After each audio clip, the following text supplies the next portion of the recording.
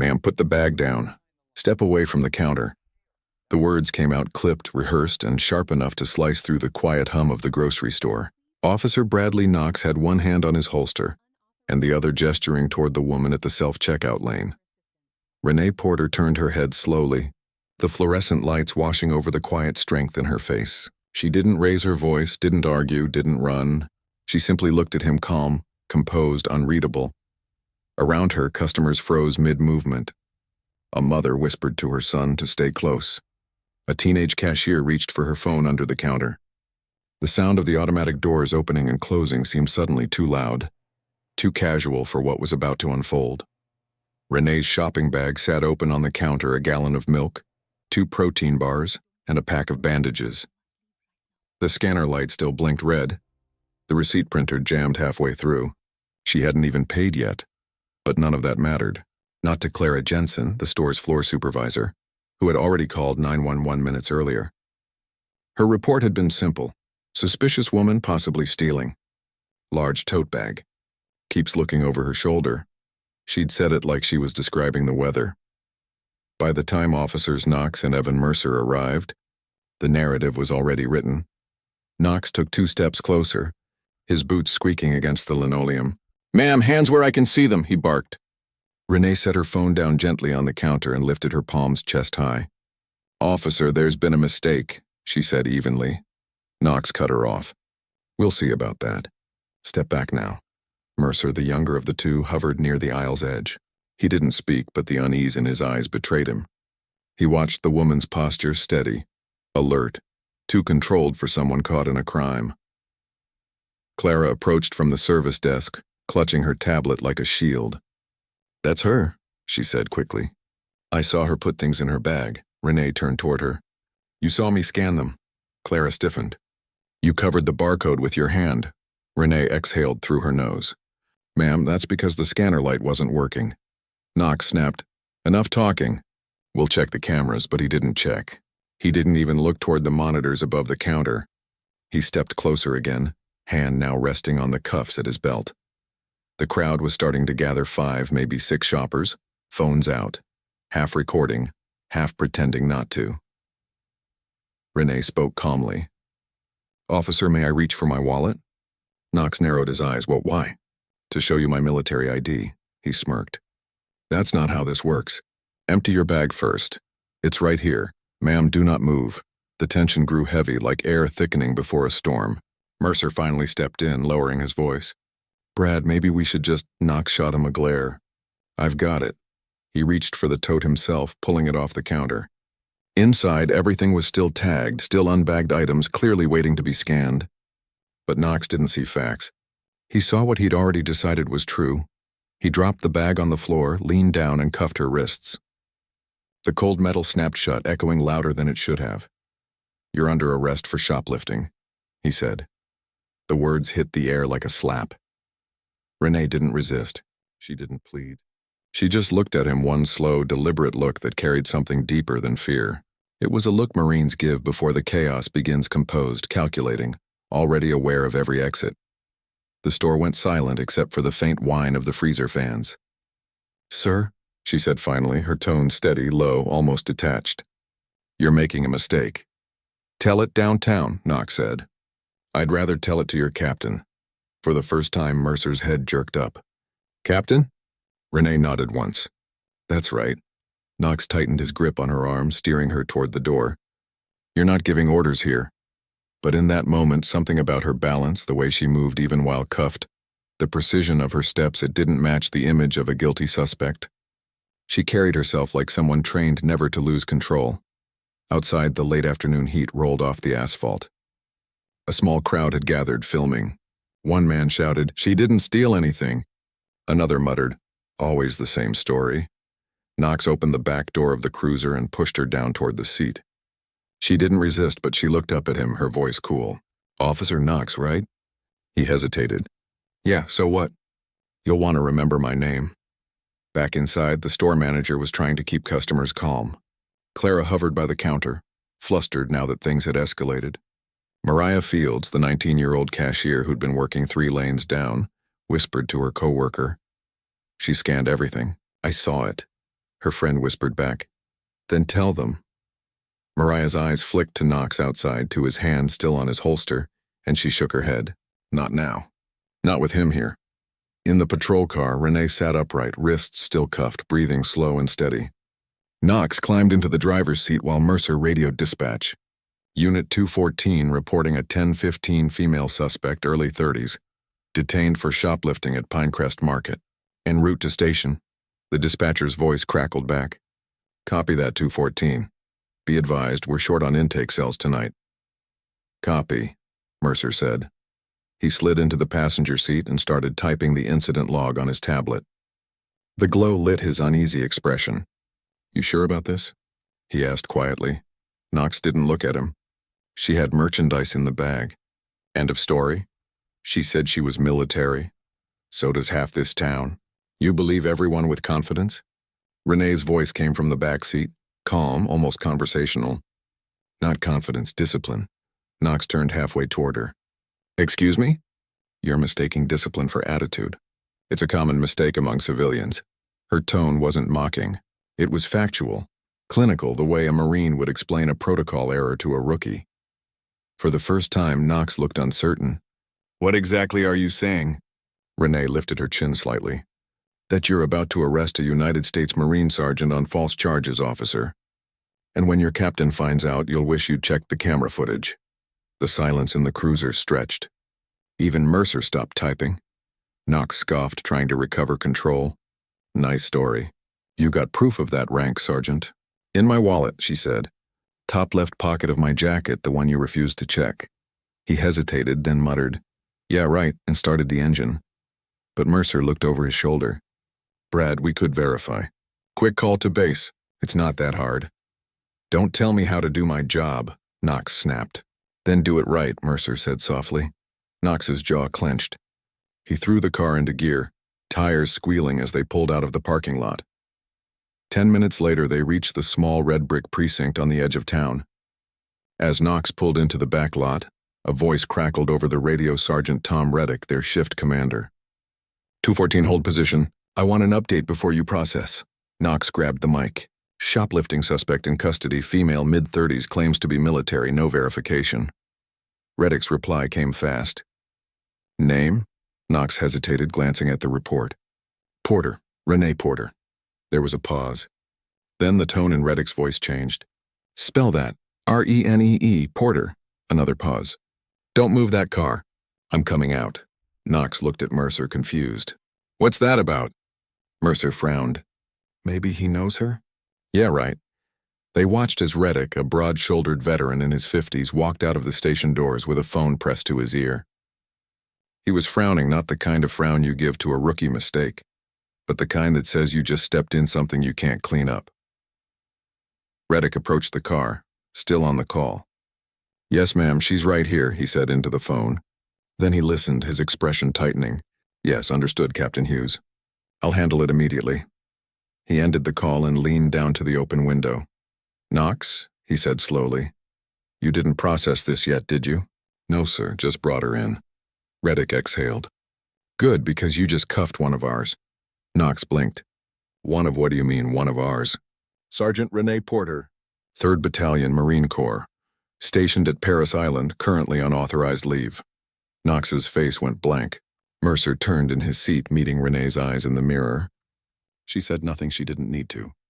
The silence was her statement. Reddick continued, voice low but furious. I just got a call from her commanding officer. She was supposed to check in with the local VFW chapter this afternoon. Instead, she's sitting in your back seat in cuffs. Explain that. Knox stammered. Sir, we had probable cause, the store clerk reported. The clerk is already retracting her statement. Reddick cut him off. And the store's cameras confirm she scanned everything, every single item. Knox swallowed hard. Reddick turned to Renee, his tone shifting. Sergeant Porter, she interrupted gently. Don't apologize for them yet, sir. Let them learn what accountability feels like first. Reddick's jaw tightened. He opened the rear door himself and unlocked her cuffs. Ma'am, you're free to go. Renee rubbed her wrists lightly, the marks faint but visible. Am I? She asked quietly. Reddick met her gaze. You will be. I'll see to it, she nodded once. Then you'll also see that the incident is logged body cam, dispatch audio, store footage, all of it. Reddick didn't argue. Already in motion. Knox stepped forward, voice cracking. Sergeant, I didn't know. That's the point, she said, cutting him off. You didn't know and you didn't care to. She turned toward Mercer. You tried to do the right thing. Don't stop doing that. Even when it's inconvenient. He nodded, ashamed but grateful. As she walked toward the front entrance of the station, Reddick followed. Sergeant Porter, he said quietly, Captain Hughes wants to speak with you. She's not happy. I imagine not, Renee said. She said to tell you this, the Corps stands behind you. Renee stopped for a moment, her expression unreadable. Tell her I'll handle it my way. Back in the car, Knox slumped into the driver's seat, staring at his hands. I'm dead, he muttered. Mercer didn't answer. He was still watching Renee through the glass doors, the way she carried herself, the steadiness in her posture, even after humiliation. It wasn't pride. It was control. She could have yelled, Mercer said softly. Could have fought. Knox didn't respond. She didn't because she didn't have to. Inside the precinct lobby, Renee gave her statement short, factual, direct. No emotion. When she finished, she turned to Reddick. Sir, I'll need a copy of the incident report once it's complete. Of course. And I'll need the clerk's statement too. Reddick nodded. We'll make it happen. She paused, then said, This won't end here. He frowned. What do you mean? People like Officer Knox don't just act alone. They act because no one stops them. That changes today. And with that, she walked out into the late sunlight, free but far from finished. As she crossed the parking lot, phones were still pointed at her. Someone whispered, That's the woman they arrested. Another said, She's a Marine. They messed up bad. The story was already spreading, and for Renee Porter, this was only the beginning. The sun had already dipped behind the pines when Renee Porter walked down the steps of the Pinecrest police station. The air was heavy with that mix of gasoline and late summer humidity that always clung to small southern towns. The cruiser that brought her in was still parked at the curb, engine off, two embarrassed officers sitting inside pretending to review paperwork. She didn't look back. Across the street, two teenagers stood by their bikes whispering. One of them, phone in hand, said quietly, That's her, the lady they just cuffed. The other frowned. She don't look like no thief. She's not, the first replied, hitting record anyway. Within hours, that shaky 30-second clip would explode across every platform that loved outrage: Facebook, TikTok, local Reddit threads captioned only, They arrested a Marine for buying milk. Inside the station, Sergeant Tom Reddick was pacing his small office, phone pressed to his ear. Yes, Captain Hughes, he said tightly. She's fine. I released her myself. No, she didn't resist. Yes, the footage is already online. He paused, jaw tightening. I know what it looks like. That's why I'm starting the internal review right now. A pause. Then his expression changed, confusion mixed with alarm. She's coming here? Tonight? He nodded slowly, as if trying to delay the inevitable. Understood, ma'am. I'll prepare the statement. He hung up and turned toward his desk where Officer Evan Mercer sat, pale and silent. You realize what you and Knox just did? Reddick said quietly. Mercer swallowed. Sir, You arrested a decorated Marine sergeant on camera. In uniform or not, that's national news material. I told him to check the footage, Mercer said, voice low. Reddick exhaled through his teeth. And he ignored you, which means this isn't on you, not fully. But it's about to roll downhill anyway. He grabbed his jacket. Knox, in the break room. Won't talk to anyone. Good, Reddick muttered. Because the captain's on her way and she's not in the mood for explanations. At that very moment, Officer Bradley Knox sat alone at the long metal table in the break room, staring at his reflection in his untouched coffee. The silence in the station was thicker than punishment. He had been through disciplinary hearings before late reports, a few verbal reprimands, but nothing like this. Every few seconds his phone buzzed. Texts, mentions, tags. Someone had found his name through the police blotter and paired it with the viral video. Officer Bradley Knox, accused of arresting Marine without cause. Or justice for Renee Porter, trending in South Carolina. He scrolled, jaw tightening. Each notification felt like another nail sealing a box. The door creaked open. Mercer stood there. She's trending, Mercer said. Knox looked up. I know. They're saying she's got service medals. That she saved people overseas. Knox scoffed. You believe everything you read online? Mercer crossed his arms. I believe what I saw and what we didn't bother to check. Knox slammed his palm on the table. You think you're better than me? You froze out there. I paused, Mercer said evenly. There's a difference. Before Knox could respond, a voice called from the hallway. Both of you now. Captain Valerie Hughes didn't need to raise her voice. The sound of her boots on the tile said enough. She was Marine through and through, square jaw, precision posture, and an expression that could turn concrete soft. She wore civilian clothes but carried authority like a sidearm. She stopped in the doorway of Reddick's office, eyes flicking over both men before landing on Knox. So you're the one, she said flatly. Knox stood straighter. Ma'am, I was responding to a call. A false call, she interrupted, which you escalated instead of investigated. Her tone wasn't loud. It was surgical. Do you even know who Sergeant Porter is? Knox blinked. A Marine, I get that. She's not just a Marine. She's one of ours. Served 3 tours. Commendations for valor. Led evacuation efforts during Typhoon Odessa. You put cuffs on a decorated combat veteran because a grocery clerk got nervous. Knox swallowed hard. It wasn't like that. Then how was it? She shot back. Because every second of that arrest is now online, including the part where she warned you to check your facts. Reddick cleared his throat. Captain, I've already filed a preliminary report. Not enough, she said. There'll be a federal liaison review by morning. She's within her rights to file a civil action, and the Marines will back her if she does. She turned back to Knox. Do you understand the difference between enforcing the law and abusing it? Knox's voice barely came out. Yes, ma'am. No, she said coldly. You don't. But you're about to learn. Outside, the station's parking lot was glowing under streetlights. Renee Porter sat in her car, window cracked, watching people pass by without really seeing them. The adrenaline had long since burned off, leaving that quiet fatigue that follows restraint. Her phone buzzed again, dozens of unread messages, missed calls from fellow Marines, a voicemail from her mother. She ignored them all until one text appeared at the top. Capt. Hughes. Stay put. Handling it. Don't engage press yet. She locked her screen and stared at the police station doors. Inside, people were scrambling. But she wasn't here for revenge. Not yet. She was here for reform. Back in the station, Reddick was on another call, this time with the town mayor. Yes, sir, he said. We're aware of the footage. The department will issue a statement tonight. Yes, I've already relieved Officer Knox of duty pending investigation. No, we haven't spoken to the press. He paused, listening. Yes, sir, I understand. But if we rush a denial, it'll backfire. He ended the call and rubbed his temples. Mercer stood near the doorway. Sir, what happens now?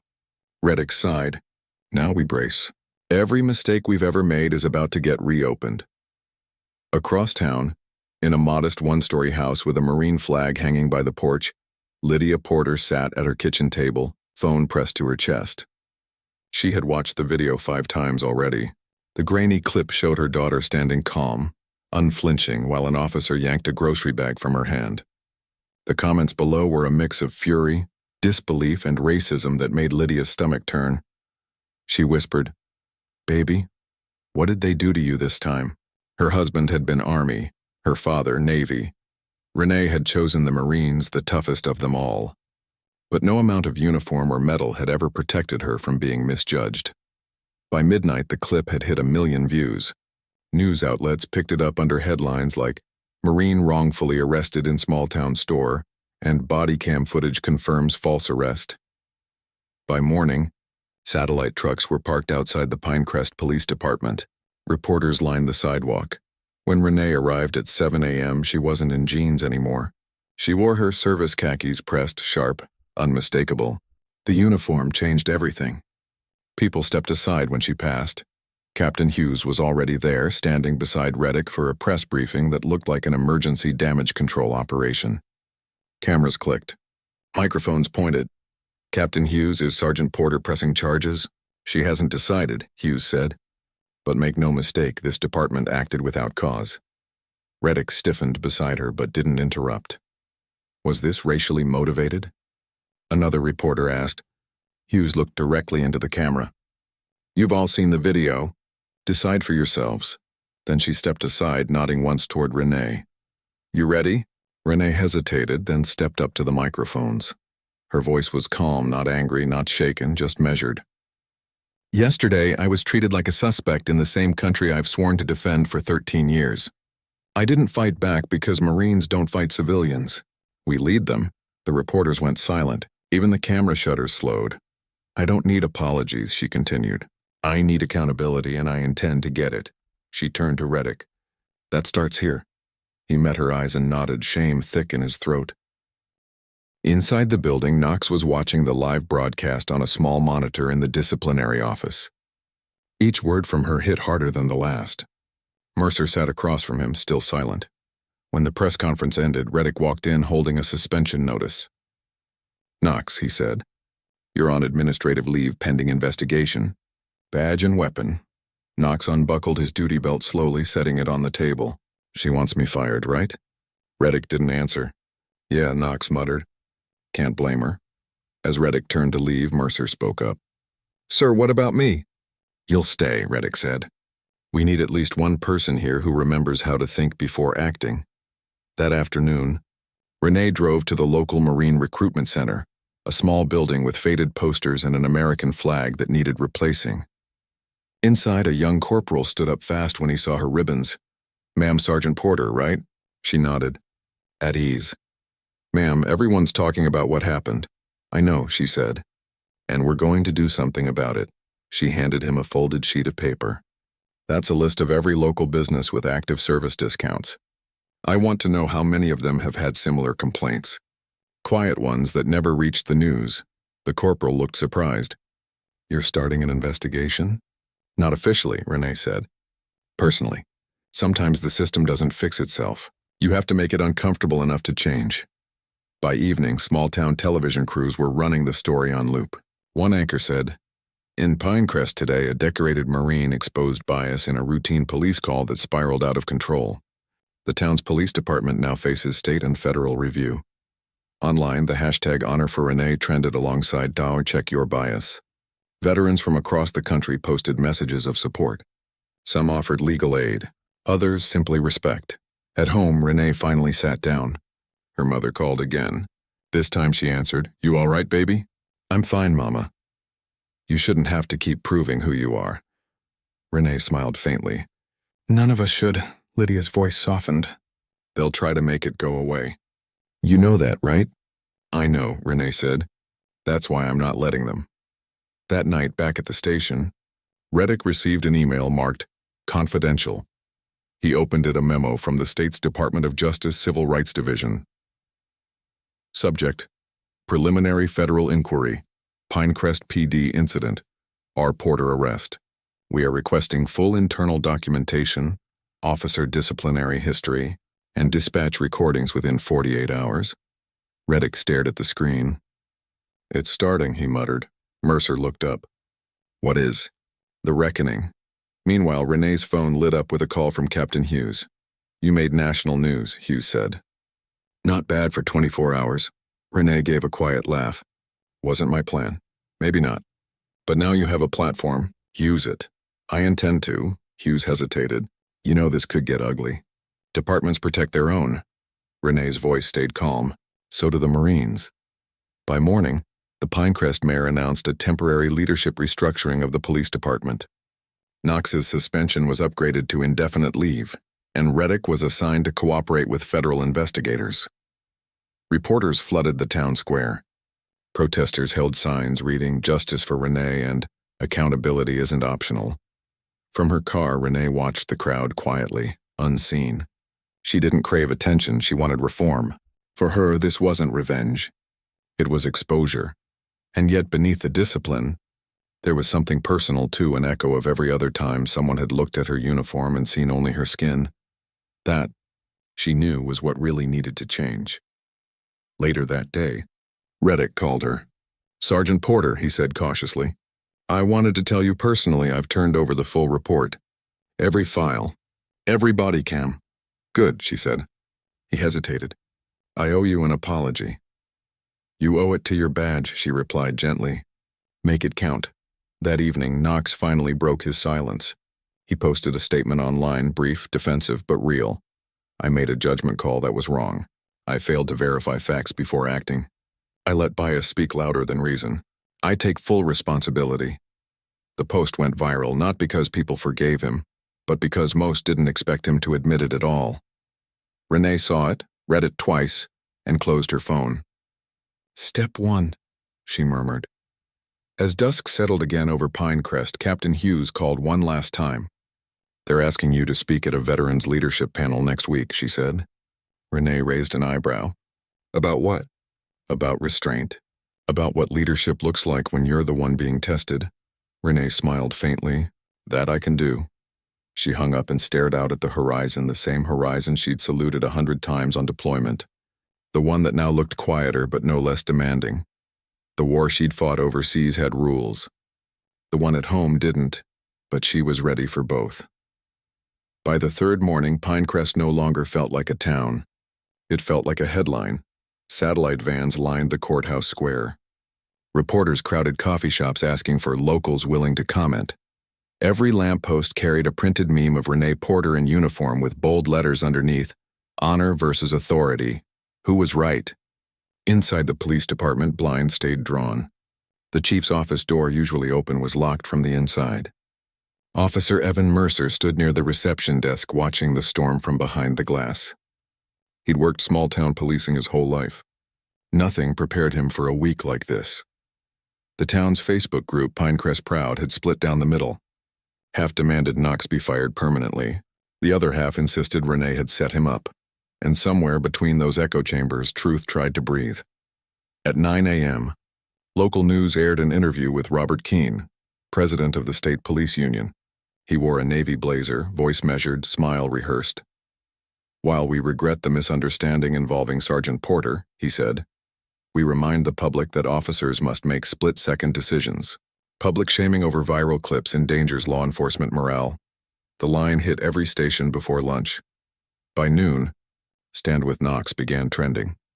Inside the precinct, Mercer watched the ticker scroll across the television and felt his stomach drop. "They're going to turn him into a martyr," he muttered. Across the hall, Reddick slammed a folder shut.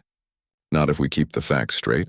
He'd just received the DOJ inquiry questionnaire, 27 pages long. Every word had to match the body cam footage, every timestamp exact. The smallest inconsistency could derail the investigation. Reddick rubbed his temples. "They'll dig through everything we've ever done, you know that?" Mercer nodded. Maybe that's overdue. That afternoon, an anonymous YouTube channel uploaded a heavily edited version of the arrest video, cropped, slowed, captioned with misleading text. "Marine acts arrogant. Cops respond professionally." Within hours, it had 500,000 views. Comment sections filled with strangers dissecting Renee's tone, posture, and facial expression frame by frame. "Why didn't she just comply?" one asked. "She looks smug," another wrote. "Typical," a third chimed in. Renee read none of it. Captain Hughes did. At the Marine office in Charleston, Hughes paced her small command center surrounded by screens.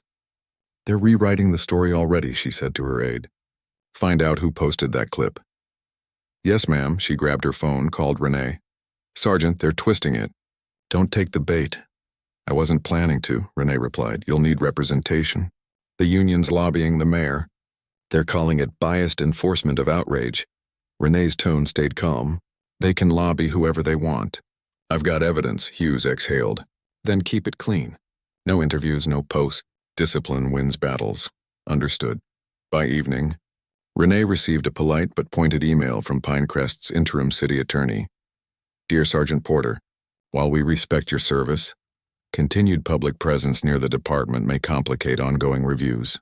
For your own safety, we recommend minimizing appearances in uniform until proceedings conclude." She read it twice, then closed her laptop. It was written like concern, but it smelled like containment. Moments later, her phone rang. Lydia Porter again. "Baby, they're saying you provoked them, that you wanted this filmed." Renee sighed. "Let them talk, Mama. They're calling on the radio saying you disrespected an officer." Renee leaned back, staring at the ceiling. When you don't fit their picture, respect looks like defiance. That night, Mercer couldn't sleep. He opened the department server, pulled the original body cam file, and watched it again, this time without sound. He saw Renee's stillness, Knox's aggression, Clara Jensen's nervous glances. Then he noticed something new, a 5-second gap at the end of the clip audio cut off. He rewound. Same break. He checked the metadata. The file had been modified after upload. His pulse quickened. Someone had tampered with evidence. He printed the report and took it straight to Reddick. The sergeant stared at the screen, jaw tightening. Who has access to this drive? Mercer hesitated. You, me, and Chief Danvers. Reddick cursed under his breath. Then the chief's cleaning house before the feds arrive. Mercer swallowed. What do we do? Reddick looked up. We protect the record. Copy everything to external drives. If they bury it, we'll resurrect it. Meanwhile, at Pinecrest Market, Mariah Fields finally found her courage. She walked into the local news office clutching a flash drive. I have something you need to see, she told the producer. The drive contained security footage, the same angles Knox never checked. It showed Renee scanning every item, inserting her card, the machine freezing, the manager misreading the moment. That night, the uncut footage aired on Channel 7 News with the headline, Full Video Clears Marine of Shoplifting Claim. The broadcast went viral before dawn.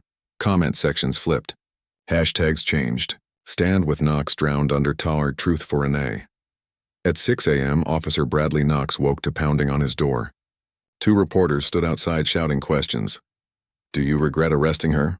Did you edit the footage? Are you still employed? He slammed the door, breathing hard.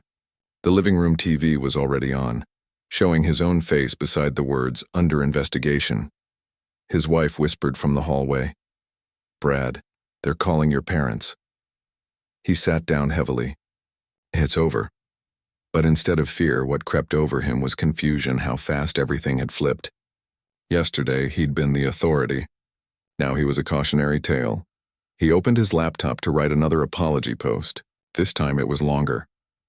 When you spend years believing the uniform makes you right, you forget that it's supposed to make you responsible. He hit publish. For Renee, the backlash took a darker turn. At noon, her phone buzzed with a withheld number voicemail. Drop the complaint or you'll regret it. She deleted it without replaying. Then another came, anonymous email. Subject line, traitor. She forwarded both to Captain Hughes.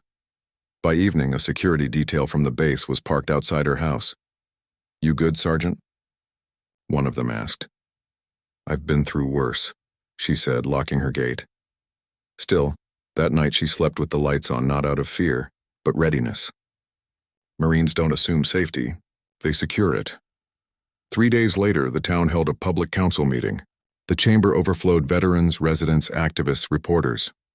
A line of officers in uniform stood at the back wall like silent witnesses. Renee entered quietly, not in service khakis this time, but in plain clothes, denim jacket, boots, minimal jewelry. The crowd parted without instruction. The mayor cleared his throat. We're here to address the ongoing situation between Sergeant Porter and members of our police department. A man from the audience shouted, Call it what it is, profiling. The mayor banged his gavel. Order! Renee rose. Let him speak, she said. The room quieted instantly. She stepped to the microphone. I didn't come here for vengeance, she began. I came here because silence never fixed a system. She paused, scanning faces, some supportive, some defensive. When bias goes unchecked, it's not just the target who loses, it's the badge, the oath, and the public trust. And if we lose that, we lose everything. Applause broke out, tentative at first, then swelling. Even a few uniformed officers joined in. The mayor looked shaken but nodded. Thank you, Sergeant Porter. Reforms will be drafted. But in the hallway afterward, a reporter approached her. Do you think this town will actually change? Renee smiled faintly. Change doesn't start in halls. It starts in habits. That night, Mercer's external drive was stolen from his car. He reported it immediately, but Reddick knew what it meant. Someone inside the department wanted the tampering evidence gone. He called Renee at 2 a.m. Sergeant, we've got a problem. Bigger than before? She asked.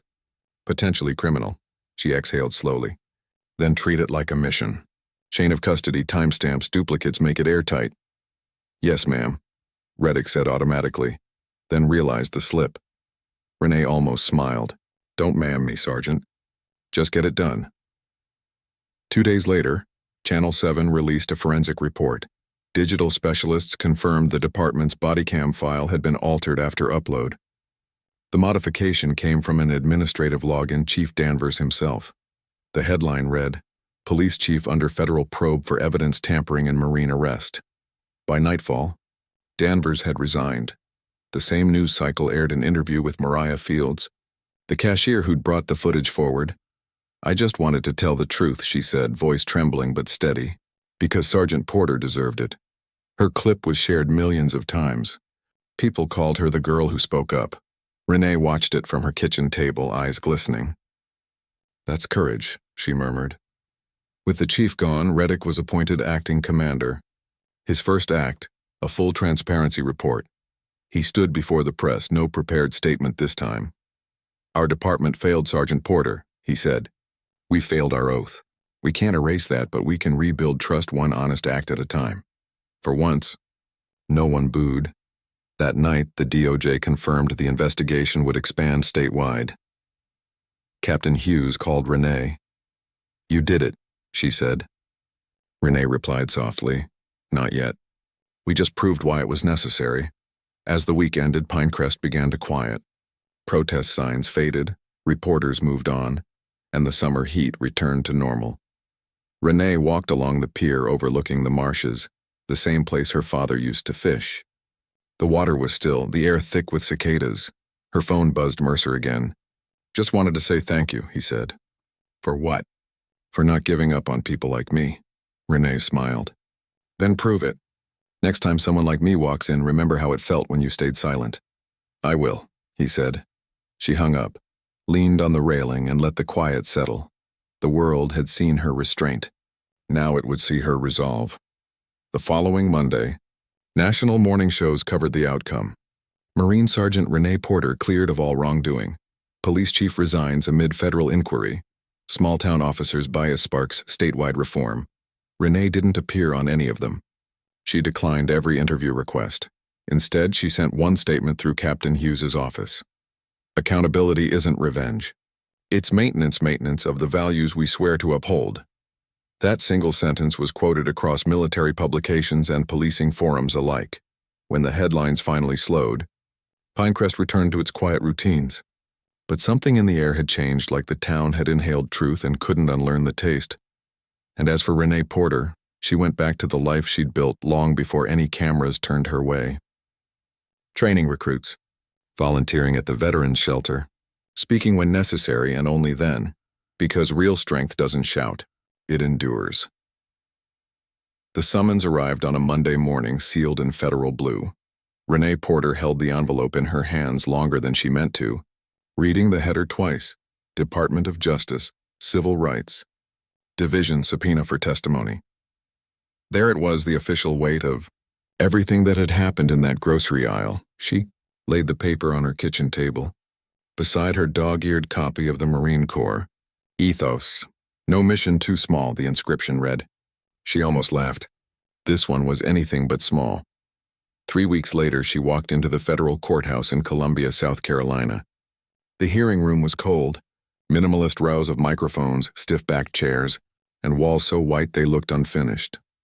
At the far end sat a 3-person review panel: Eleanor Briggs, DOJ Chairwoman Sharp, mid-50s, expression like steel; Colonel Martin Shaw, Marine Liaison; Angela Price, civil rights attorney invited as public counsel. Behind them sat observers, state representatives, veterans, journalists, and townspeople from Pinecrest who had driven 2 hours just to witness what came next. When Renee entered, a ripple of whispers moved through the room. Not the noise of celebrity, but respect and curiosity about how she would carry herself under oath. Reddick was called first. He rose from his seat, cleared his throat, and said the line that would headline the evening news. "We didn't just arrest Sergeant Porter, we arrested accountability." He explained the chain of command, how Knox had acted on a false report, how oversight failed at every link. His voice cracked only once when he admitted he'd ignored Mercer's warning to review the footage. When he stepped down, the silence was heavy. Then the clerk called, "Sergeant Renee Porter." She stood, raised her right hand, swore the oath. No tremor in her voice. She'd done harder briefings in war zones. Briggs gestured. "Sergeant, begin in your own words." Renee looked straight ahead. On August 14th, I entered Pinecrest Market to buy basic supplies before returning to base. I was off duty but in training rotation. Within minutes, I was detained without probable cause. She paused. I complied completely. Briggs leaned forward. Were you identified to the officers at any point? Yes, I offered my military ID. It was refused. Describe Officer Knox's demeanor. Renee kept her tone clinical. Assertive, not investigative. He'd decided before he verified. Shaw, the Marine liaison, asked, "And your demeanor?" She gave a faint half-smile. Consistent with Article 138 conduct. Calm under pressure, sir. The room almost chuckled, but didn't. Then Briggs asked the question everyone was waiting for. Sergeant Porter, why didn't you reveal your rank immediately? Renee inhaled slowly. Because respect shouldn't require credentials. Gasps rippled through the seats. Even Briggs's pen stopped moving. After lunch, the police union's attorney took the stand for cross-examination. Robert Keene again, same tailored suit, same PR-trained smile. Sergeant Porter, he began, you've served 13 years. You understand tension during enforcement. Could your composure have been misinterpreted as defiance? Renee met his gaze. If calmness looks like defiance, that says more about the observer than the subject. He frowned. But you admit you questioned Officer Knox's authority. I questioned his conduct, she corrected. Authority unexamined becomes abuse. Keene tried to pivot. Do you accept that public exposure of officers can endanger their families? I accept that accountability keeps other families safe, she replied. The panel didn't hide their reaction. Angela Price smiled openly. Next came Mercer. Nervous but steady, he submitted the recovered data drive duplicate files he'd stored in a personal locker before the theft. Body cam sequence, 19A, full audio, he told the clerk. The footage played on a wall monitor. The original arrest, uncut ending with Knox's voice shouting, "You're under arrest for shoplifting." Then the missing 5 seconds appeared the part erased before. Knox muttered, "Why do they always act so calm? Makes me nervous, that line changed everything." It turned bias from speculation into evidence. Briggs scribbled notes. So the edit concealed prejudicial language? Yes, Mercer said. Edited by Chief Danvers's login, the gallery murmured. Someone whispered, "Got him." When Bradley Knox was finally called, the air shifted.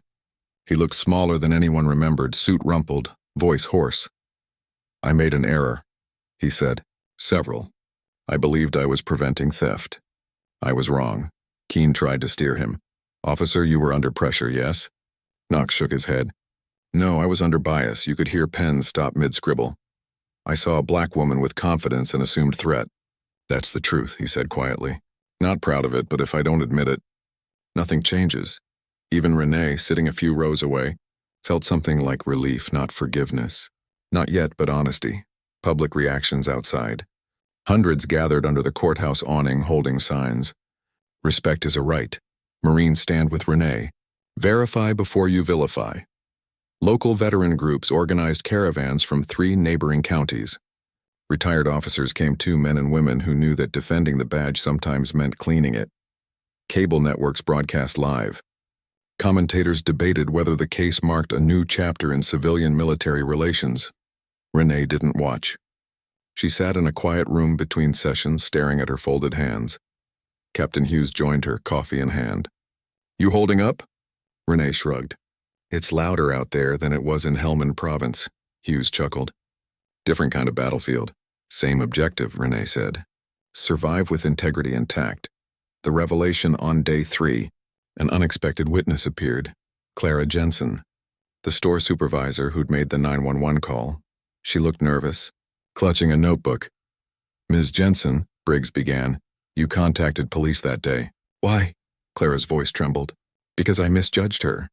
I thought she looked suspicious. Suspicious how? Clara hesitated. She didn't have a purse. She had a tactical tote and she moved quietly. I'd never seen someone that calm. It made me think she was hiding something, Briggs asked gently. Do you now understand who she was?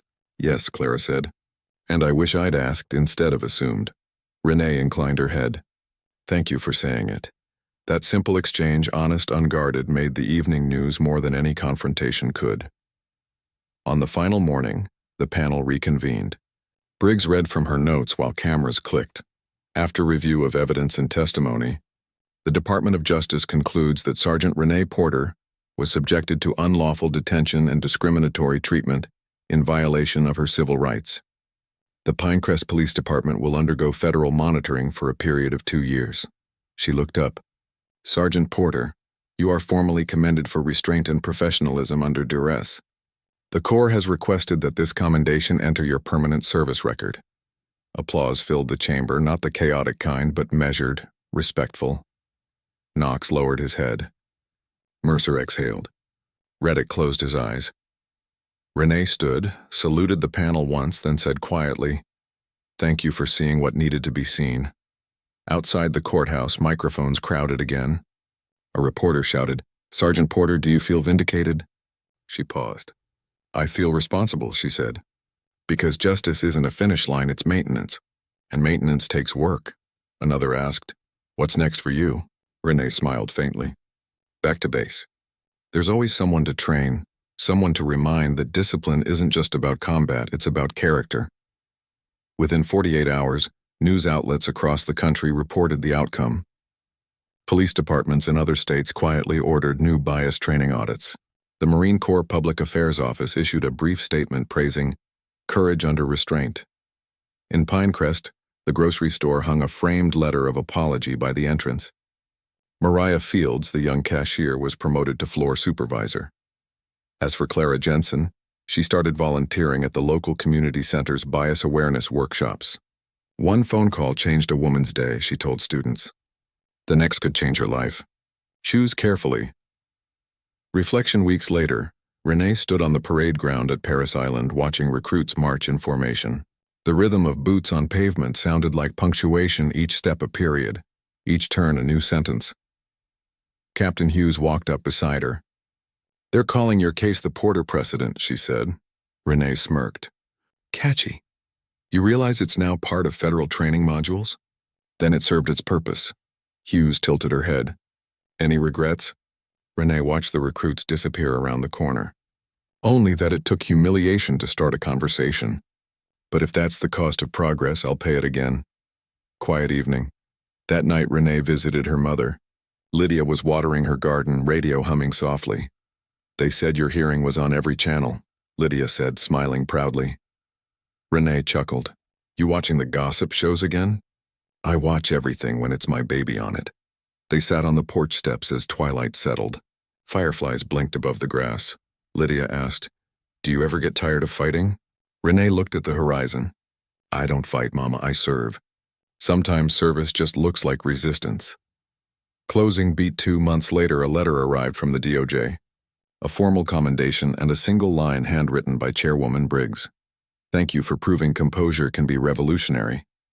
Renee framed it beside her service medals, not above them, but beside equal weight. She'd seen battlefields in foreign lands and courtroom walls at home. Both demanded courage, but only one required her to stand perfectly still and let the truth speak louder than the noise. And that, she realized, was the hardest discipline of all. The verdict changed the headlines, but it didn't change how early the world woke her. Calls came from reporters who wanted a victory quote, from veterans who wanted a symbol, from strangers who wanted a savior. Renee Porter answered none of them. She woke before dawn, ran her usual 5 miles, brewed her coffee the Marine way, black, quiet, efficient, and reminded herself that fame was only noise shaped like gratitude. The world had already moved on to another outrage by the time she reached her second cup. Yet inside the stillness there was work to do, and work was the only language she trusted. Federal investigators wrapped up their files and issued reforms that looked impressive on paper: new bias response protocols, accountability dashboards, retraining schedules, but Renee knew policies couldn't heal what culture had allowed. She started visiting bases, precincts, and community colleges, talking about composure the way some talked about courage. She told cadets that discipline wasn't stiffness. It was grace under insult. Crowds listened because she didn't preach. She just described the truth. That authority without humility was a weapon left on safety until the day it fired by accident. Within months, invitations arrived from Washington. Panels wanted her testimony on reform. Senators quoted her line about maintenance of justice as if it were scripture. She sat through long hearings where words like transparency and inclusion floated above the reality she had lived. When cameras turned her way, she kept her answers short. "Real reform isn't what we announce," she said once. "It's what we repeat after everyone stops watching." That clip aired everywhere. Not because it was dramatic, but because it sounded like common sense spoken in a rare, steady voice. The Marine Corps awarded her the Meritorious Service Medal for upholding integrity under duress. She accepted it without ceremony, standing beside Captain Hughes, who whispered that history would remember her restraint longer than her rank. Renee smiled faintly. Medals tarnish faster than memory. Back in Pinecrest, the police department installed a new chief chosen from outside the county. He met with community leaders, with veterans, even with Mariah Fields and Clara Jensen. Both women spoke about what they had learned, that fear wears professionalism's face until someone demands it remove the mask. The grocery store where everything began changed its layout. Cameras were repositioned, staff trained differently, apology letters framed near the registers. Tourists stopped in just to take pictures of the plaque dedicated to Sergeant Renee Porter, proof that calm is power. She never visited. She didn't need a monument to a moment she had already survived. At the federal level, the Porter case became case study material. Cadets at police academies read transcripts from her hearing as part of ethics coursework. One instructor wrote her a note. "Your story did more to explain restraint than any manual I've used in 20 years. She replied with 2 words: teach forward. Still, the praise sat uneasily. With recognition came distortion. Commentators tried to cast her as either hero or agitator, depending on which network they served. She refused both labels. Heroes seek celebration. Agitators seek chaos. She sought correction. When journalists pushed for emotional confession, she redirected the spotlight to systemic flaws. "I didn't win," she said. "I witnessed." Quiet weeks followed. The town settled into its rhythm. Renee returned to base instruction duty, training recruits half her age who had already heard her name but pretended not to. She preferred it that way. She taught them about situational command, about reading a room without losing empathy. One afternoon, a recruit asked what to do when authority itself becomes the threat. She answered without pause, "You stay steady. The storm needs your stillness to prove its wind." Letters kept arriving, handwritten ones from officers across the country, some anonymous, some signed with full names and shaky gratitude. They all said the same thing: "You made me look again." That, to Renee, was redemption enough. Months later, she visited her mother in Pinecrest. Lydia greeted her with tea and a hug that lingered longer than words. They sat on the porch as rain softened the air. Lydia asked whether peace had finally come. Renee said peace wasn't the point. "Peace is passive," she murmured. "Accountability moves." Her mother smiled sadly, proud but aware that a daughter who chooses service rarely gets rest. Night settled. Streetlights reflected off wet pavement, and somewhere a television replayed her congressional testimony. Renee listened to the muffled cadence of her own voice filtered through static. She thought about Knox, now working with a reform nonprofit in Georgia, about Mercer, promoted and still sending her updates, about Reddick, who'd rebuilt his department from the inside out. Each redemption had cost something: pride, comfort, illusion. But the price of ignorance had always been higher. A year after the incident, she received a letter from a teenage girl in Pinecrest who wrote that she wanted to enlist because she saw how one calm woman changed a whole town.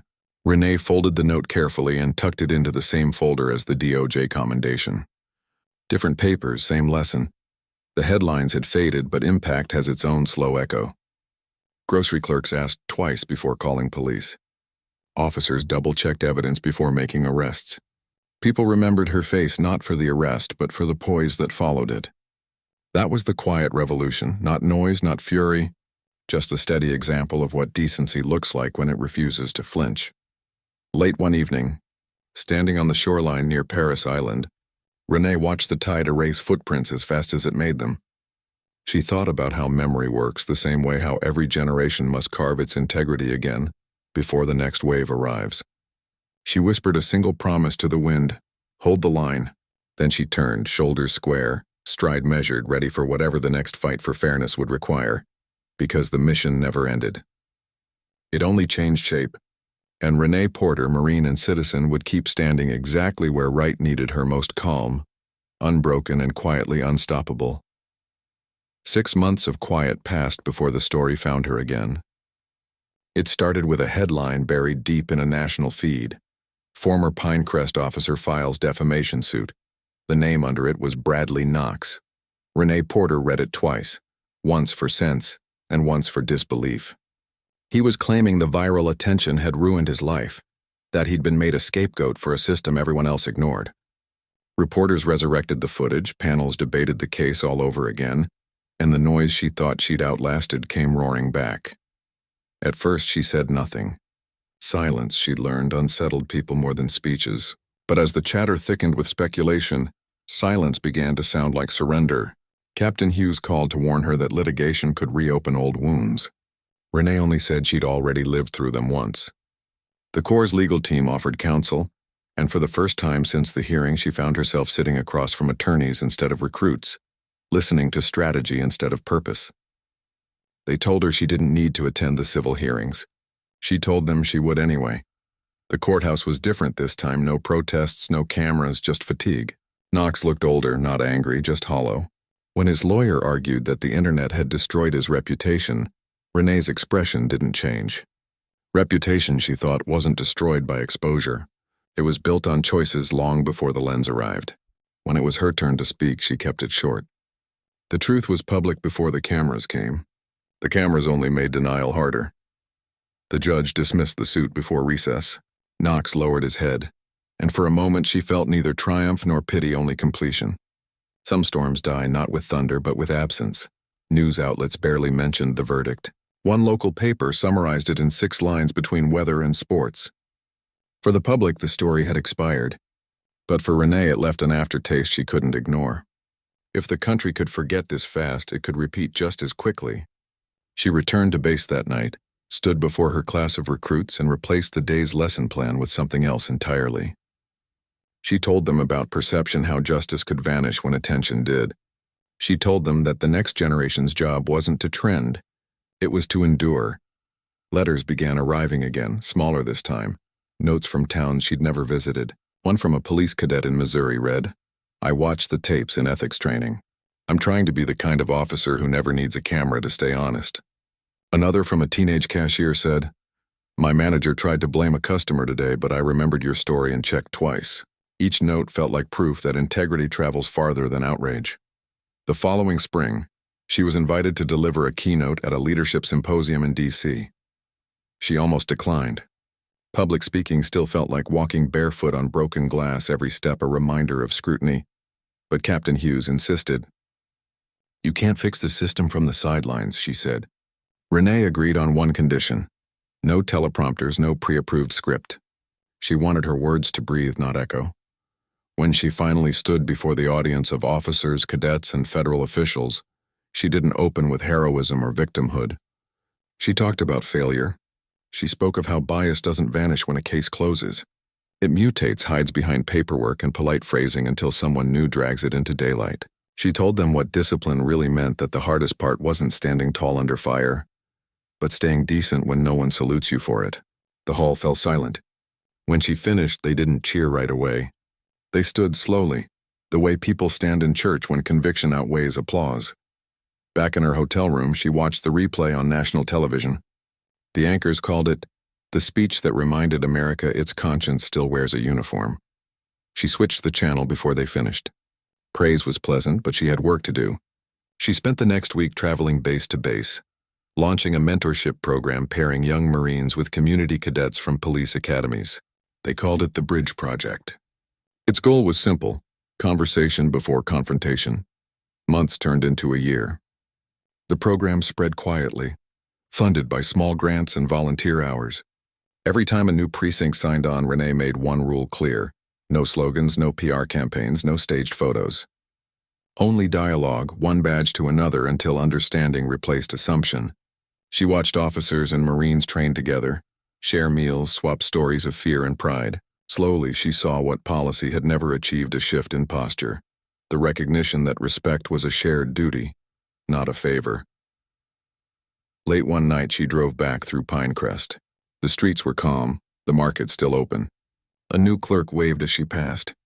The sign with her name was still on the wall, But the glass doors reflected only her silhouette, now no cameras, no crowd, just a woman who had refused to break.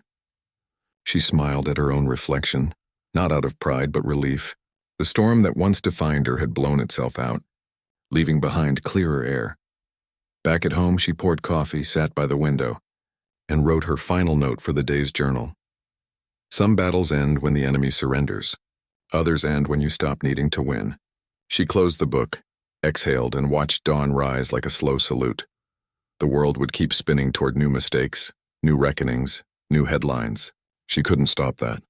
What she could do, what she always would do, was meet each one with the same unshakable calm that had once turned accusation into reform. Because storms return, but so does resolve, and Renee Porter still had plenty left. Fame had faded, but consequence had not. In the years that followed, Renee Porter learned that change seldom marches. It whispers, drips, erodes. What the courtrooms declared and the headlines praised was only the overture. The real battle began in paperwork and policy drafts, in conference rooms where her name was referenced as precedent, but her presence was politely avoided. She became the reminder no one wanted in the room, yet everyone cited when the word accountability came up. Government agencies began inviting her as a consultant, not a witness. They wanted procedure without confrontation, language without emotion. She accepted because even diluted progress still moved the current forward. Each meeting ended the same way: a thank you handshake, a photo request, and a quiet confession from some mid-level officer who whispered that the Porter case had changed the way he looked at his own patrol reports. That was enough. While bureaucracies argued about phrasing, she returned to the only place that didn't require permission, the training field. Her mentorship network had grown into a national program operating under the Department of Defense's Community Outreach Division. Marines and police recruits trained side by side in tactical empathy, scenario reasoning, and crisis restraint. She traveled base to base, watching rough young voices soften as they learned that authority carries a pulse, not a wall. She slept little, wrote often. Her journal became a ledger of contradictions. Victories noted beside regressions, hope beside exhaustion. She began calling it her quiet war book. In its pages, she recorded things no camera would ever see: an officer who apologized to a teenager instead of arresting him, a recruit who walked away from provocation, a mother who wrote that her son now quoted Renee's testimony when arguing for fairness in civics class. These fragments mattered more than the awards collecting dust on her desk. Some evenings she visited the veterans' shelter she'd once helped renovate. The men there still saluted her out of habit, but she made them stop. "Save it for the flag," she said. "I'm just passing through." They'd talk over coffee about the strange shape of duty after service, the way battlefields shrink but never disappear. Every conversation ended with laughter that sounded like healing, and silence that felt like respect. One spring, she was invited to teach a short ethics course at Quantico. The cadets were younger than the controversy that had birthed the course. They knew the story, but only as case law. When she walked into the lecture hall, they straightened automatically. She began not with rules, but with a question. When does power lose legitimacy? The answers tumbled out: when it lies, when it fears, when it forgets why it exists. She nodded and said, "Then remember, this power forgets easily. You will have to remind it every day." That sentence, recorded by someone in the back, spread through training centers as a kind of creed. Outside the uniform, her life was deliberately simple. She rented a small house near the marshlands, kept the same car, tended a modest garden. The quiet suited her, though quiet was never absence. It was observation. She noticed how small towns began posting new signage about impartial conduct, how local reporters referenced Porter protocols during audits, how the nation slowly adopted an expectation that officers would check footage before making claims. The system wasn't healed, but it was aware, and awareness was the beginning of conscience. Letters still arrived. One from Clara Jensen carried a photo of a community award she'd received for civic outreach. Another from Knox, shorter, humbler, said he was mentoring cadets on bias prevention and still telling them her story. She replied with a single line: "Growth is service repurposed." When fatigue came, she hiked the coastline until the horizon erased the noise. Out there, rank meant nothing, and reputation dissolved into salt air. She would stand with her boots half buried in sand, eyes steady on the water, whispering the words that had carried her through every confrontation. Hold the line. The phrase had changed meaning over time, no longer a command to others, but a promise to herself that calm would remain her armor, truth her weapon. As years folded into one another, the country changed in small but measurable ways. Training manuals listed her case in appendices. Documentaries quoted her discipline. Young officers sent messages saying that calm had become their first instinct, not their last resort. She never sought credit, only continuity. If her legacy lived anywhere, it lived in those unseen moments when restraint replaced reaction. One evening she reread the Quiet War book from cover to cover. The final page was blank. She picked up her pen, hesitated, then wrote a single entry. Mission ongoing. Status steady. She closed the journal, placed it beside her uniform, and turned off the lamp. The world outside was restless as ever, but her heartbeat kept the same cadence it always had measured. Disciplined, unwilling to bend. The quiet war was still being fought, not with noise, not with banners, but with endurance. And Renee Porter, the Marine who once stood handcuffed under false accusation, was still standing proof that composure could outlast chaos and that justice, once awakened, never truly goes back to sleep. Years later, time began to do what it always does, soften details, polish memory, blur edges. People remembered the outline of Renee Porter's story, not the particulars. The grocery store incident became a teaching example, the hearing a case study, the phrase, respect shouldn't require credentials, quoted in ethics classes. To most she was a symbol. To herself, she was still a worker in the field of unfinished business. Symbols rested, workers didn't. She was invited to speak less often now, but when she did, halls still filled. Younger Marines came not out of reverence but curiosity. They had grown up hearing her name but didn't understand the weight behind it. She told them what fame never mentioned, that moral strength is quiet, lonely, and rarely rewarded on schedule. She told them that if justice ever feels easy, it's probably cosmetic. Her words didn't soar. They sank, slow and permanent. When the talk ended, cadets lined up just to shake her hand, and she always told them the same thing. Stay steady. The world tips often. Her mother grew older, slower, proud but practical. Lydia still kept the old newspaper clippings in a drawer instead of a frame. Paper fades, she said. But lessons don't, Renee agreed. She spent weekends repairing the porch, tending flowers, cooking simple meals. Visitors were surprised by the normalcy. They expected speeches. She offered tea. Fame is loud, she told them. Character isn't.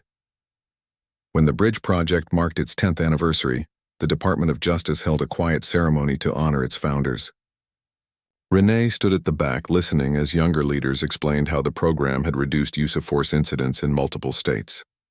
She watched them take the stage, their language newer, their slogans smoother, their energy restless in the way youth always is. It made her smile. Change belonged to them now, and she was content to be its memory, not its face. Afterward, a woman approached a lieutenant she had never met. The officer said she'd joined law enforcement because of the Porter case. Her first arrest had been handled calmly, carefully, and the suspect later wrote her a thank you note. You taught me restraint through reputation, she said. Renee replied, then teach someone else the same way. That's how endurance works. The lieutenant nodded, understanding that lineage of composure matters more than lineage of blood.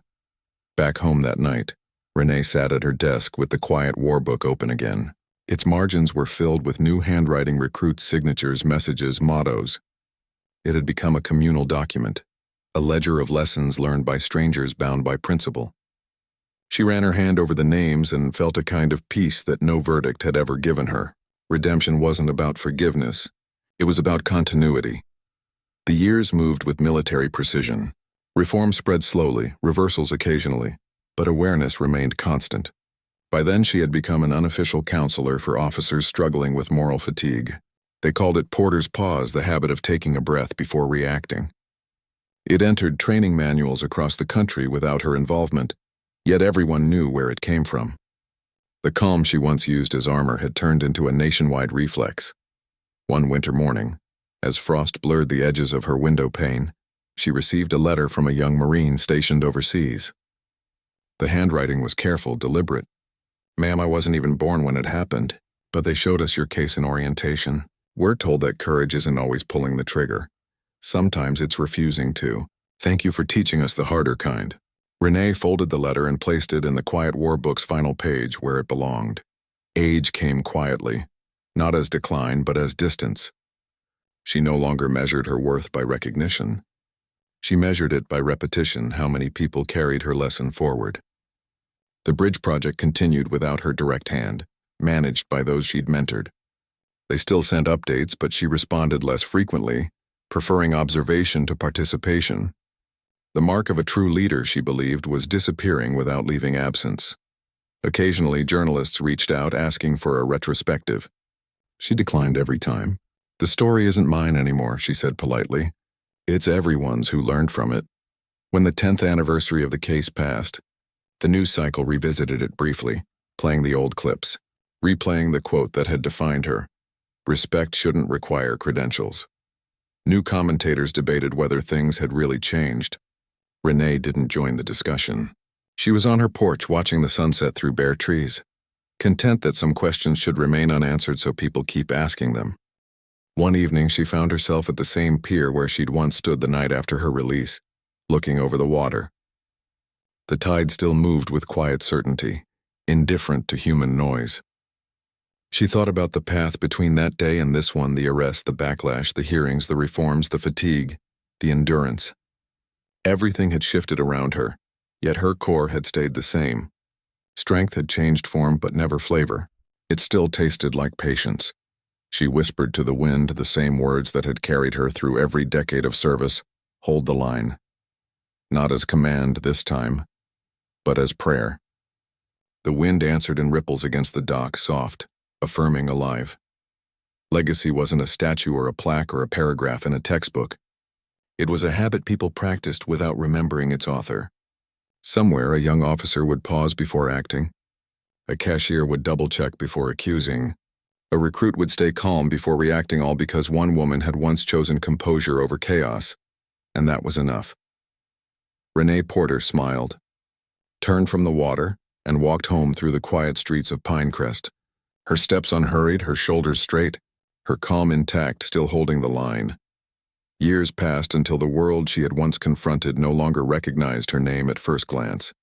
New scandals had come and gone, new reformers had risen and fallen, and yet the ripple of what she'd done continued to spread beneath the surface of public memory. It was no longer the story of a Marine falsely arrested. It was shorthand for something deeper, a quiet metric for dignity under pressure. Recruiters, teachers, even local judges quoted her case without ceremony. In Pinecrest, the incident had become part of civic orientation, a reminder that decency wasn't optional but operational. Renee Porter moved through it all with the composure of someone who had learned how to live after the noise. She still woke early, still ran the same route past the old pier, still greeted the dawn as if saluting an old comrade. Routine, she'd discovered, was the soul's version of armor. It didn't protect her from memory, but it kept her centered when reflection tried to pull her backward. Letters from across the country still arrived, fewer now but heavier with gratitude. One came from an academy commander in Oregon who wrote, "We changed the curriculum. Cadets now study emotional control before firearms handling. They call it Porter readiness." She smiled at the thought her name had become instruction, not admiration. That was the highest kind of legacy. Her mother's health declined gently but steadily. Lydia's laugh remained strong, her advice unchanged. "Don't let them turn you into a story they can forget after applause," she warned one evening. Renee promised she wouldn't. She'd already learned that fame fades faster than integrity, and that true reform rarely fits inside headlines. When Lydia passed quietly one spring morning, Renee buried her beneath a magnolia tree, folded the flag herself, and whispered the old phrase to the wind, "Hold the line." In the months that followed, grief and discipline coexisted like old rivals sharing a room. She worked less, traveled selectively, and wrote more. Her journal grew into pages of distilled thought, less about events, more about endurance. "People expect courage to roar," she wrote once, "but courage often just breathes and stays." Those notes would later be collected by a journalist and published as Letters from the Line, a slim book that became required reading in leadership seminars. She hadn't intended to publish it. She only wanted a record of quiet principles before memory blurred them. The book spread farther than any video ever had. Military academies used it, corporate boards cited it, and community programs printed her phrases on walls. Composure is not weakness. Verification is not doubt. Accountability is not attack. They became slogans that trained a new generation without turning her into a celebrity. She preferred it that way. One afternoon, while teaching a workshop at a base near Quantico, a young officer asked her whether she still believed change was possible. Renee paused before answering. "Change isn't a belief," she said. "It's a duty. Whether it happens or not isn't the point. The point is that you keep making it harder for injustice to breathe." The room fell silent, and she knew the lesson had landed the way truth always does, quietly, decisively, with no need for punctuation. Her life slowed into a rhythm of service and solitude. She kept volunteering at the Veterans Shelter, wrote occasional letters to Congress when policy drafts crossed her desk, mentored from afar through video calls. Yet despite her distance from public view, her influence deepened. The Bridge Project became international, shared between allied forces and local police exchanges. In each country where the model spread, someone would eventually mention the story of a woman who refused to lose her composure when the world demanded she break. Time carved gentleness into her face, but her posture never changed. She still carried herself with the precision of someone who had learned that stillness could speak louder than any command. People greeted her as ma'am out of instinct, even in grocery lines. She never corrected them. Respect, when earned honestly, needed no formal reminder. Years later, on the 20th anniversary of the case, Pinecrest held a small gathering at the town hall. It wasn't televised, wasn't grand. Just townsfolk, former students, officers, and veterans standing together. They unveiled a bronze plaque with an inscription that she hadn't written, but instantly recognized as her own reflection. Calm is not surrender. It's strategy.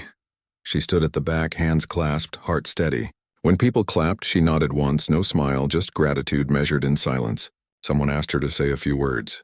She stepped forward, spoke into the hush. "If you remember anything from all this, let it be simple. Authority without empathy is noise. Leadership without listening is blindness. And every system that forgets its humanity will need another Renee Porter to remind it." The audience rose, not cheering, but standing as if at attention, as if instinctively returning her salute. That evening she walked home through streets that looked the same but felt lighter. Street lamps reflected against wet pavement, echoing the calm that had defined her. She reached her porch, poured tea, and watched the town quiet itself. Pinecrest was no longer the place that humiliated her. It was the place that learned from her. Few people ever get to see that full circle. She counted herself lucky. As night deepened, she opened the quiet war book one last time and wrote her final entry. Lesson complete. Integrity sustained. Mission continuous. She set down the pen and closed the cover, the sound small but final. Renee Porter leaned back, eyes half closed, hearing the faint rhythm of waves far beyond town. The world outside would keep stumbling between outrage and reform, between noise and stillness. But somewhere in its pattern of repetition was the quiet example she had left behind, an echo of honor that never shouted, yet never faded. And that was her victory. Not fame, not revenge, but endurance, the kind that moves silently through generations, holding the line long after the hands that drew it are gone. End of Part 9. Echoes of Honor. You said, next ChatGPT said, understood. Here is Part 10, the final march. Written as a single, continuous, flowing narrative, no scene cues, no cuts. Just the same composed, poetic, documentary tone that closes Renee Porter's story with dignity and quiet permanence. Years drifted like slow tides against the shore of her days. The world she had once challenged kept spinning. Newer uniforms replacing old, new recruits quoting lessons they no longer knew had come from her. Her story had passed from testimony into tradition, from memory into method. The Porter case, as they called it in textbooks, was now a chapter inside training manuals on ethics and operational restraint. Cadets studied it the way history students studied turning points, not for scandal, but for blueprint. The event itself had long stopped being controversial. It had become accepted fact, a moral compass calibrated once and inherited forever. Renee Porter aged into a legend she never meant to become. She lived in a small cottage near the marshlands, tended her garden, read every morning, and still kept the precision of military rhythm: wake at dawn, walk the same trail, write one paragraph before breakfast. She didn't call them journals anymore. She called them reports. Old habits died with ceremony, not disappearance. Her handwriting had grown slower but steadier, like her breathing. In every word there was a signature calm that no years could dilute. Visitors came from time to time, officers, students, reporters, each believing they were meeting history. She treated them all the same, offering tea, not mythology. When they asked what drove her to keep speaking, she said softly, "It's not speaking that matters. It's staying consistent when everyone else changes tone." Some left disappointed, wanting fireworks. Others left quiet, realizing they'd just witnessed the rarest kind of power, the kind that doesn't need to perform. The bridge project outgrew her oversight, spreading into allied programs overseas. Countries from Europe to Asia adopted its core lesson: composure before command. In a world increasingly loud and impulsive, her philosophy felt almost revolutionary. She smiled at the irony that calmness could feel radical. Each report that reached her desk spoke of reduced incidents, better cooperation, restored public trust. She didn't take credit. She just underlined results and wrote one word beside them: effective. Her health began to wane, but she refused the hospital. Marines, she said, meet the end standing when possible. She spent her days writing letters of mentorship to those who'd taken up her work. In one she wrote, "The mission is never about noise. It's about posture. Keep yours upright when the world bends." Those letters became the final additions to her quiet war book, now thick with other people's handwriting, a collective testament to her endurance. One late summer afternoon, a small group of officers and veterans gathered outside her home. They brought a commemorative citation from the Department of Defense, recognizing her lifetime service to discipline, reform, and moral leadership. She accepted it with a faint smile, thanked them, and asked that it be donated to the Pinecrest Community Center instead. "Let the town keep it," she said. "They're the ones who changed." After they left, she sat on her porch until dusk, listening to cicadas fill the air with that endless, pulsing rhythm. She'd always loved the sound of persistence disguised as silence. The horizon glowed orange over the marshes, and she thought about all the battles she'd fought, visible and invisible. None of them had been about winning. They'd been about proving that control could outlive chaos. She whispered once more the words she'd carried through every decade: "Hold the line." That night she wrote her final note in the quiet war book: "If composure is remembered, then peace is possible." That is enough. She closed the cover, placed her hand on it as though sealing a duty complete, and let herself rest. When morning came, Pinecrest awoke to sunlight soft against the water. Word spread gently, respectfully. Flags across the county lowered to half-staff, not by order, but by instinct. Schools recited her quote instead of a pledge. Veterans stood in silence at the pier. The grocery store clerk placed a single white rose beneath her plaque. And somewhere across the ocean, Marines stood in formation, heads bowed, repeating the phrase that had become their quiet code: "Hold the line." Decades later, historians would call her the architect of calm, a woman who turned humiliation into reform and silence into strength. But those who knew her best remembered something simpler. They remembered a steady voice, a level gaze, a refusal to shout even when she had every right to. The world kept moving, newer heroes rising, new failures testing the same old lessons. Yet in every act of patience, in every pause before reaction, in every choice to verify instead of assume, the spirit of Renee Porter endured, not as echo, not as monument, but as method. Because true legacies aren't built on applause. They're built on imitation, and somewhere in every act of quiet courage that keeps humanity intact, she still marches unseen, unshaken, eternal.